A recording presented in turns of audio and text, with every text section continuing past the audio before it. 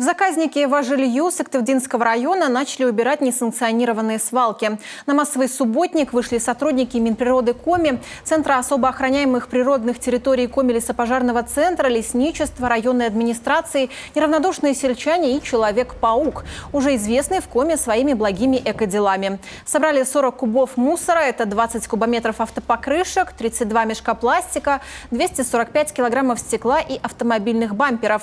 Теперь все это отправят на переработку. Те отходы, которые там размещались, это покрышки, это шины, которые тяжелы для уборки руками людей. Поэтому очень было приятно, что очень быстро откликнулись предприятия, которые имеют тяжелую технику, ломовозы.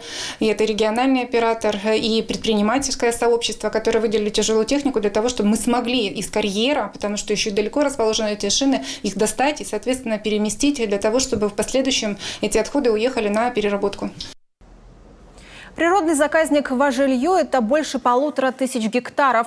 Он создан, чтобы сохранить природный комплекс вдоль реки Важилью, это левый приток Сысолы, а также создать условия для сохранения и воспроизводства диких животных, занесенных в Красную книгу Республики Коми.